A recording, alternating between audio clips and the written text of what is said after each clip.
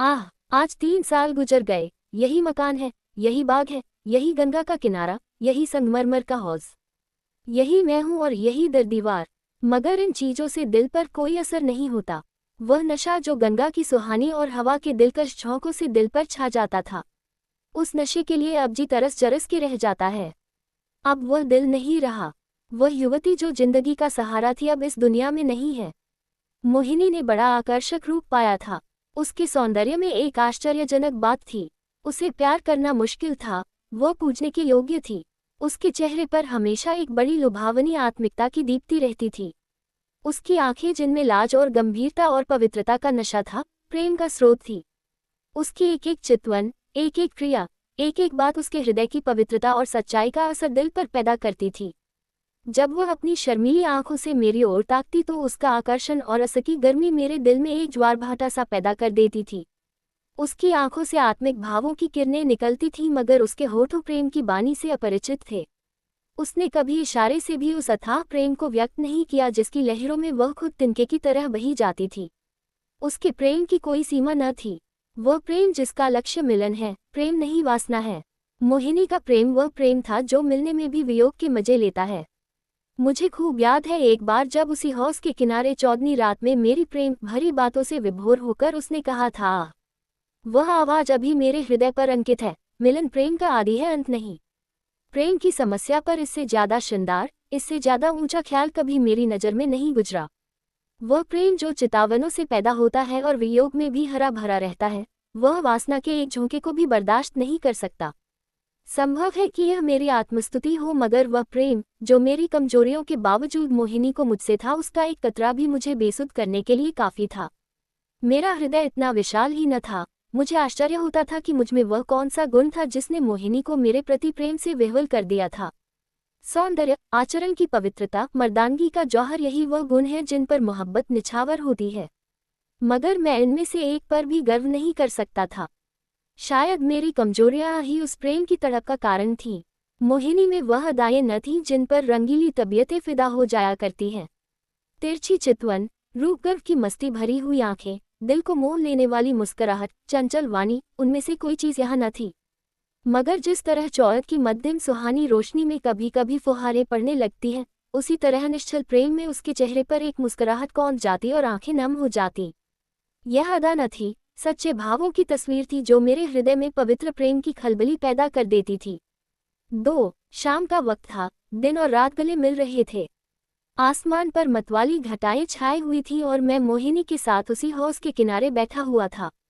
ठंडी ठंडी बयार और मस्त घटाएं हृदय के किसी कोने में सोते हुए प्रेम के भाव को जगा दिया करती हैं।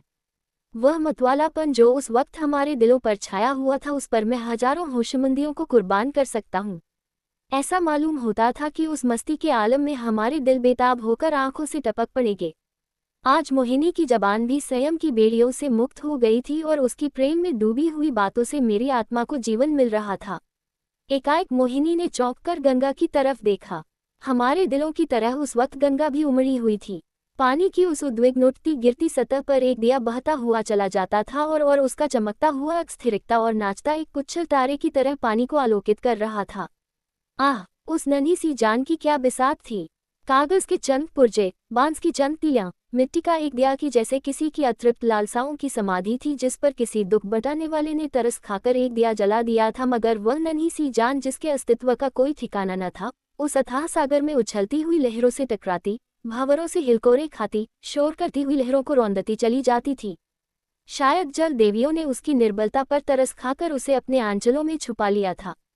जब तक वह दिया झिलमिलाता और टिमटिमाता, हमदर्द लहरों से झकोरे लेता दिखाई दिया। मोहिनी टकटकी लगाए खोई सी उसकी तरफ ताकती रही। जब वह आंख से ओझल हो गया तो वह बेचैनी से उठ खड़ी हुई और बोली, मैं किनारे पर जाकर उस दिए को देखूंगी। जिस तरह हलवाई की मनभावन पुकार सुनकर बच्चा घर से बाहर निकल पड़ता है और चाव भरी आंखों से देखता और अधीर आवाजों से पुकारता उस नेमत के थाल की तरफ दौड़ता है, उसी जोश और चाव के साथ मोहिनी नदी के किनारे चली। बाग से नदी तक सीढ़ियां बनी हुई थीं। हम दोनों तेजी के साथ नीचे उतरे और किनारे पहुंचते ही मोहिनी ने खुशी के मारे उछलकर जोर से कहा, अभी है, अभी है, देखो वह निकल गया। वह बच्चों का सा उत्साह और उद्विग्न अधीरता जो मोहिनी के चेहरे पर उस समय थी, मुझे कभी न भूलेगी। मेरे दिल में सवाल पैदा हुआ, उस देश से ऐसा हार्दिक संबंध, ऐसी विह्वलता क्यों? मुझ जैसा कवित्व शून्य व्यक्ति उस पहेली को जरा भी न बूझ सका। मेरे हृदय में आशंकाएं पैदा हुई। अंधेरी रात है, घटाएं उमड़ी हुई, नदी बाढ़ पर, हवा तेज, यहाँ इस वक्त ठहरना ठीक नहीं। मगर मोहिनी, वह चाव भरे भोलेपन की तस्वीर, उसी दिए की तरफ आंखें लगाए चुपचाप खड़ी थी, और वह उदास दिया जो हिलता मचलता चला जाता था, न जाने कहाँ किस देश। मगर थोड़ी देर के बाद वह दिया आंखों से ओझल हो गया। मोहिनी ने निराश स्वर में पूछा, गया? बुझ गया होगा। और इसके पहले कि मैं जवाब दूं वह उस डोंगी के पास चली गई, जिस पर बैठकर हम कभी कभी नदी की सैरें किया करते थे, और प्यार से मेरे गले लिपटकर बोली, मैं उस दिए को देखने जाऊंगी कि वह कहाँ जा रहा है, किस देश को। ये कहते कहते मोहिनी ने नाव की रस्सी खोल ली। जिस तरह पेड़ों की डालियां तूफान के झोंकों से झनकोले खाती है, उसी तरह ये डोंगी डौवाडोल हो रही थी।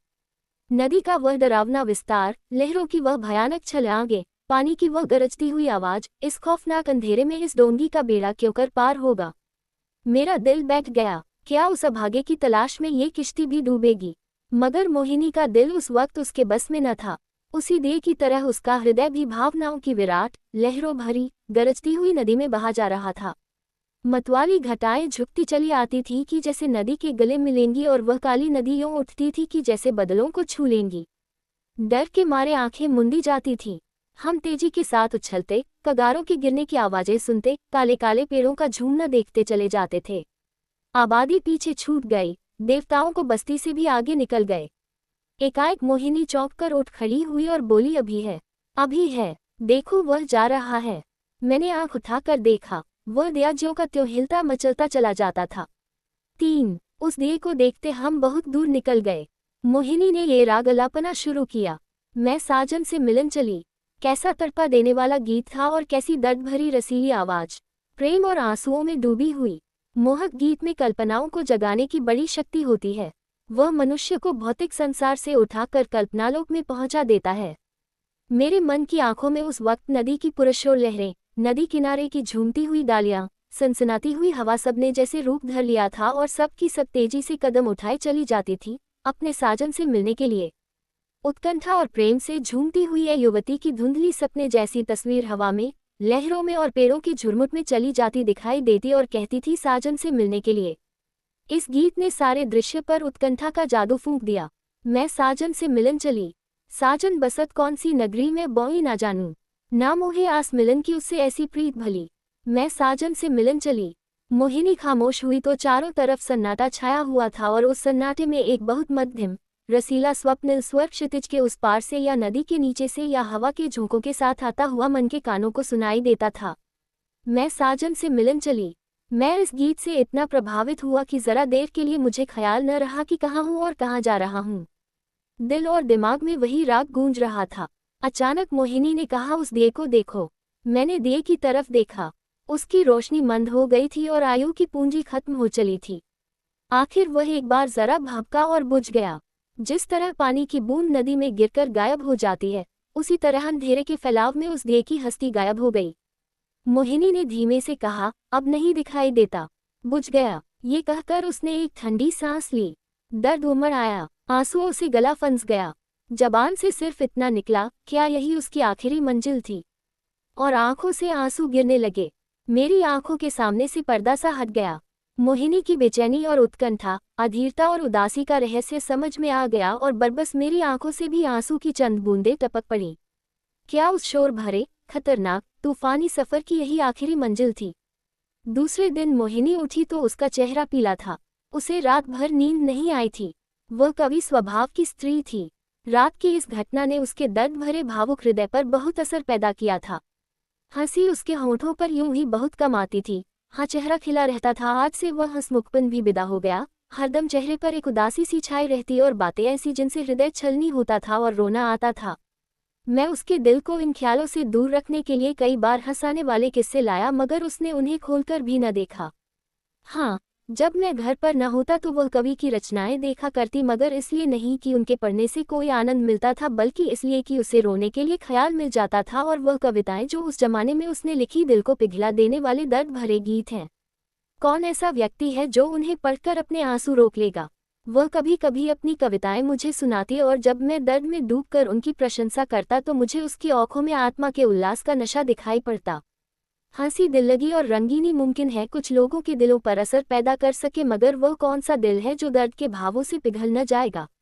एक रोज हम दोनों इसी बाग की सैर कर रहे थे। शाम का वक्त था और चैत का महीना। मोहिनी की तबीयत आज खुश थी। बहुत दिनों के बाद आज उसके होंठों पर मुस्कुराहट की झलक दिखाई दी थी। जब शाम हो गई और पूरनमासी का चौथ गंगा की गोद से निकलकर ऊपर उठा तो हम इसी हौज के किनारे बैठ गए। यह मौसरियों की कतार और यह हौज मोहिनी की यादगार है। चौदनी में बिसात आई और चौपड़ होने लगी। आज तबीयत की ताजगी ने उसके रूप को चमका दिया था और उसकी मोहक चपलताएं मुझे मतवाला किए देती थी। मैं कई बाजियां खेला और हर बार हारा। हारने में जो मजा था वह जीतने में कहाँ। हल्की सी मस्ती में जो मजा है वह छकने और मतवाला होने में नहीं। चांदनी खूब छिटकी हुई थी। एकाएक मोहिनी ने गंगा की तरफ देखा और मुझसे बोली, वह उस पार कैसी रोशनी नजर आ रही है। मैंने भी निगाह दौड़ाई। चिता की आग जल रही थी लेकिन मैंने टालकर कहा, सौंजी खाना पका रहे हैं। मोहिनी को विश्वास नहीं हुआ। उसके चेहरे पर एक उदास मुस्कुराहट दिखाई दी और आंखें नम हो गईं। ऐसे दुख देने वाले दृश्य उसके भावुक और दर्दमंद दिल पर वही असर करते थे जो लू की लपट फूलों के साथ करती है। थोड़ी देर तक वह मौन निश्चला बैठी रही, फिर शोक के स्वर में बोली, अपनी आखिरी मंजिल पर पहुंच गया।